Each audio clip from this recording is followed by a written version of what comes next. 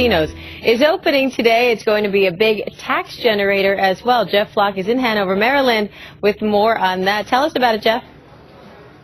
A huge tax contributor, but at this hour, Diane, we are really cheered, and it's a real treat to be able to talk with the man who developed this, David Cordish, who is, in some sense, the, the sultan of urban redevelopment all over this country. I want to get to that in a moment. But first, David, walk me over here. You just met this fellow. He just won. You won how much? $64,000. $64,000 doing what? Playing blackjack. Are you a pro? No. It's the average guy. You live nearby? Yes, sir. Right in Pasadena. And how much did you start with? $300. He didn't start with $63,000. He started with $300. Sure. Absolutely. My guy. Now, wait a minute. This is fewer profits for you. That's all right. We want the people to win, and this guy is great. Talking about winning, first of all, let's take a look at the pictures from when these table games opened. These are the table games here. This is one of the reasons this gentleman won. They were only slots up to this point. You opened the table games last night. You talk about winners, states, huge winners with gambling.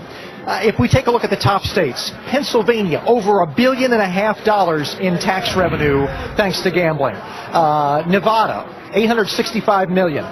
New York State, almost $600 million a year. This is a huge generator. Yes, it is.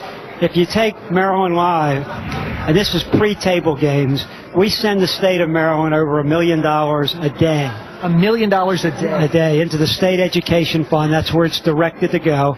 And that'll rise to about $1.2 million. We'll be over $400 million a year. You've got 100, and walk me through this because this is a fascinating. I mean, this just goes on and on. You're the biggest on the East Coast now. 122 table games that opened overnight, and then 4,000 slot machines also. 4,000. Yeah, this is the third largest commercial casino in the United States. When you put together our table games with the new live table games, with the electronic table games, with the slot machines, with the entertainment, there's only a couple like it in the United States. It's and this is a tax that no one seems to mind. I mean, your business, you can't talk about tax increases these days in the Congress.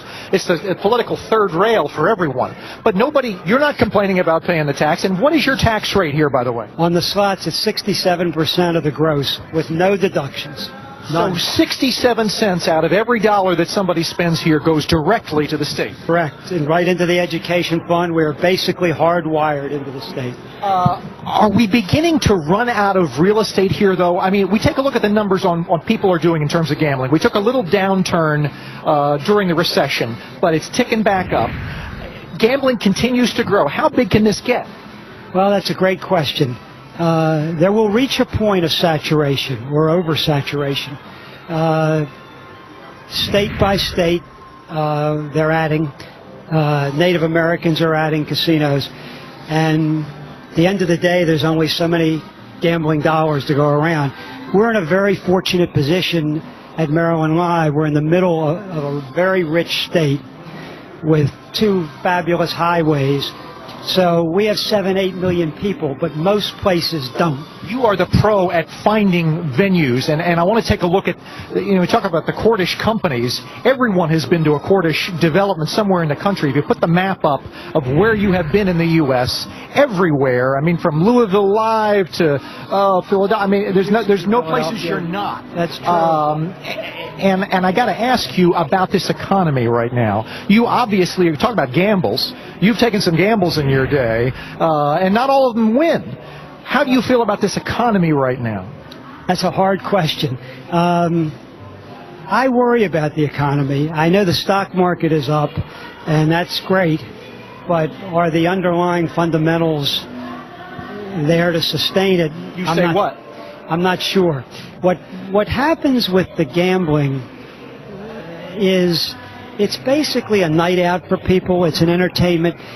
We're not quite as sensitive as you might think to the ups and downs of the economy. We didn't see as much of a fall-off during the recession as some did.